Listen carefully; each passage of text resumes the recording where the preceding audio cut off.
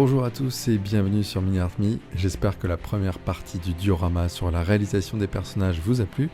Nous enchaînons aujourd'hui avec la seconde partie consacrée à la réalisation de la tranchée, de sa peinture et de son vieillissement. Si ce n'est pas déjà fait, abonnez-vous et activez la cloche. Et sachez que vous pouvez retrouver les avant-premières des créations sur le compte Instagram de Mini Art Me. Installez-vous confortablement et n'hésitez pas à donner vos astuces en commentaire. Allez, c'est parti! La tranchée est incluse dans le même kit que les personnages, mais sachez que Masterbox vend également les tranchées seules dans le kit numéro 35-174. Comme d'habitude, nous allons tout dégrapper et poncer. Les pièces sont plutôt grosses, donc cela se fait assez rapidement.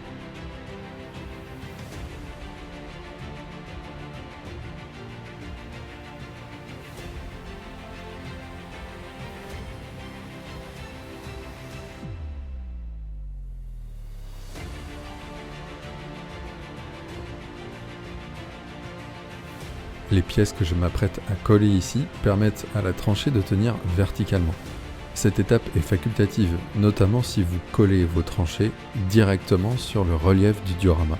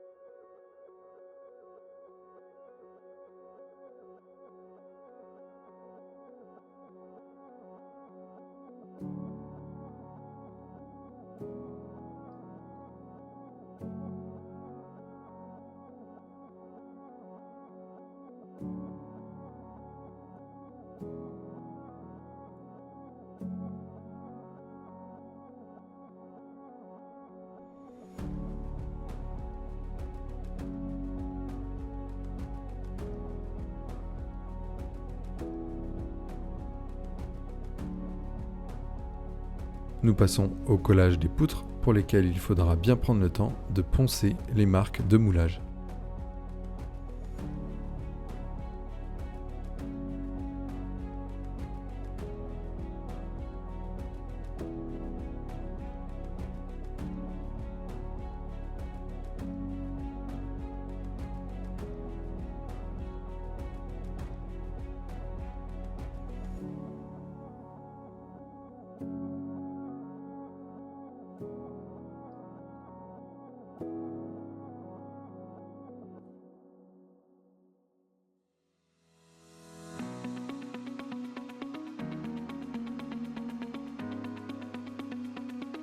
Une petite astuce, pensez à laisser un léger espace en dessous des poutres, cela permettra ensuite de placer correctement le chemin de tranchée juste en dessous.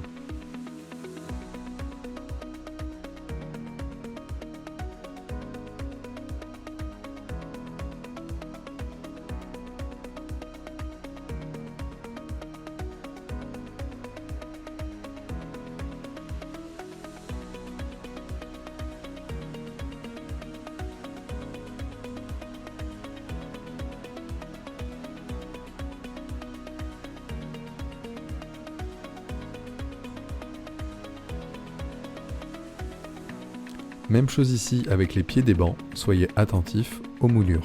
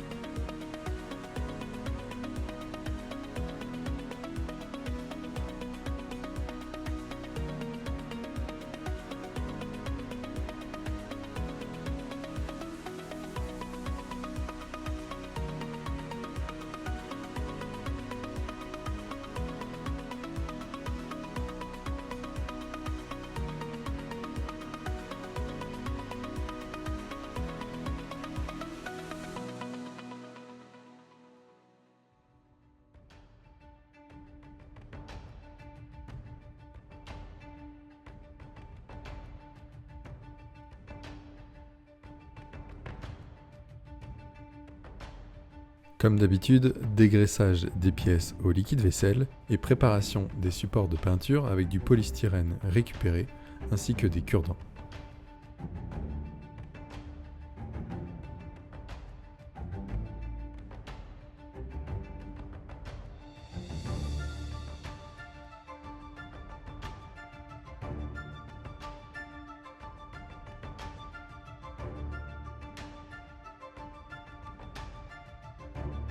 Pour ceux qui me le demandaient, j'utilise l'aérographe Neo de chez Iwata, qui est très bien pour débuter.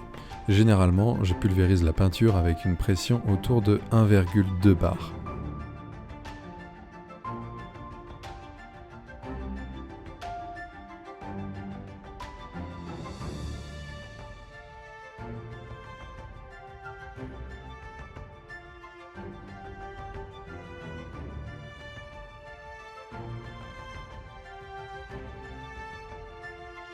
Le surface primeur noir de chez Valero remplit son travail avec un très beau rendu sur tout l'ensemble.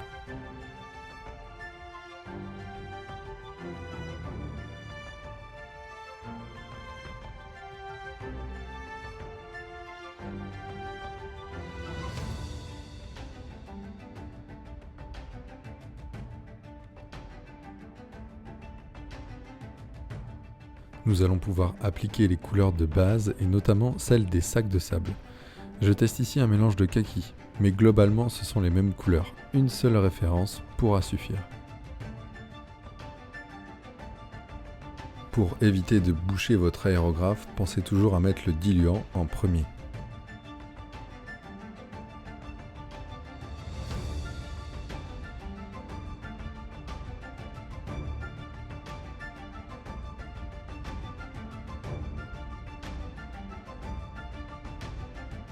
Pour la couleur de base du bois vieilli, je vais utiliser la référence 262 de chez MRP. Attention avec les peintures MRP car elles sont très volatiles avec des solvants assez forts. Je vous conseille donc de faire comme moi et de protéger vos poumons avec un masque pour gaz et vapeur.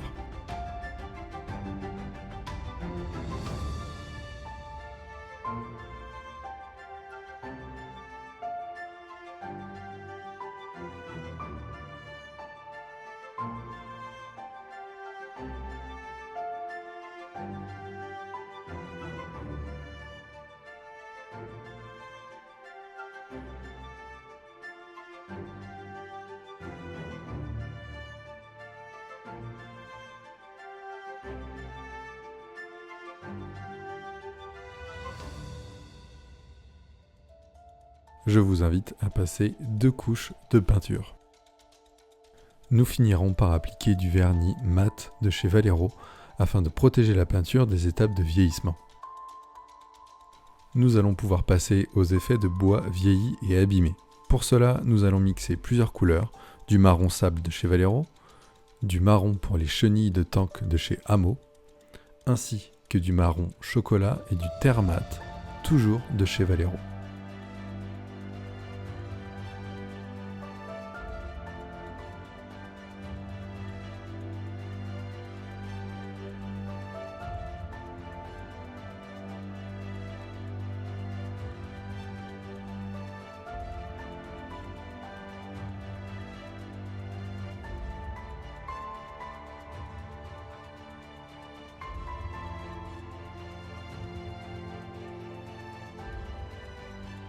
Je commence par appliquer du marron sable très dilué.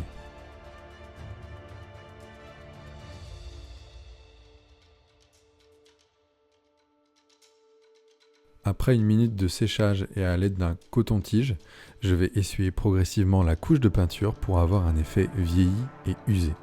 Je vous conseille également d'utiliser des bâtons réutilisables pour maquillage.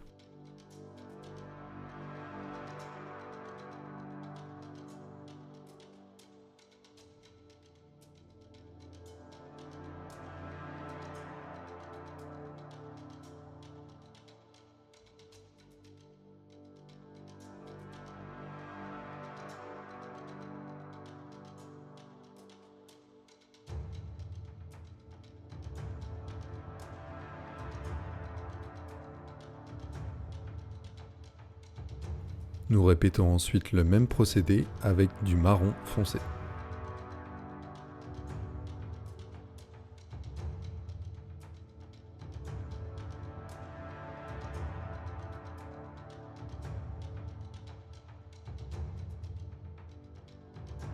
Une couleur plus claire sur les arêtes et les rainures permettra de renforcer le réalisme de l'usure.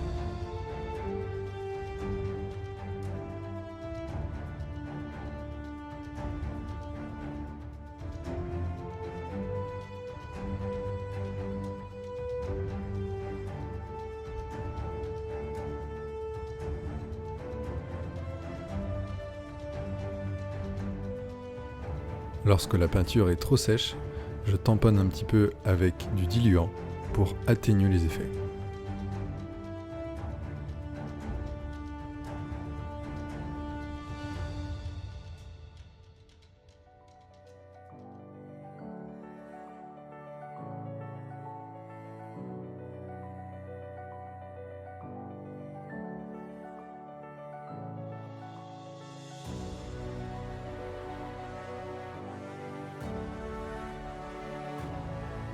L'application d'une couleur noire permettra de renforcer le côté apocalyptique propre à la Première Guerre mondiale.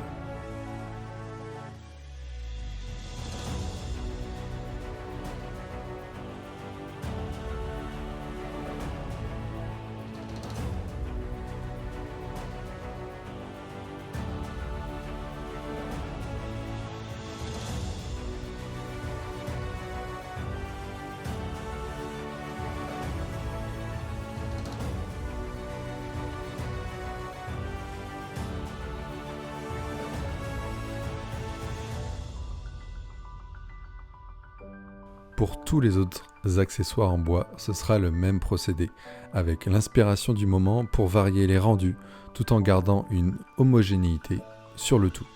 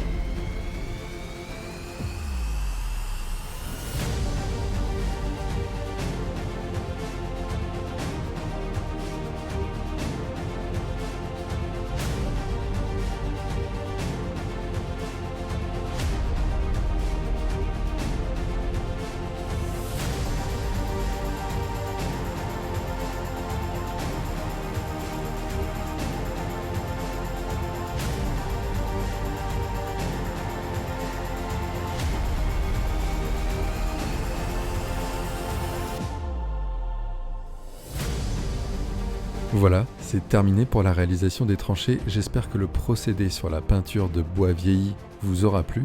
Je vous laisse sur ces quelques images de rendu et des images exclusives avec les éclaboussures de boue. Vous pourrez bien sûr retrouver tout cela dans les prochaines vidéos. À très bientôt et merci d'avoir regardé Mini Art Me.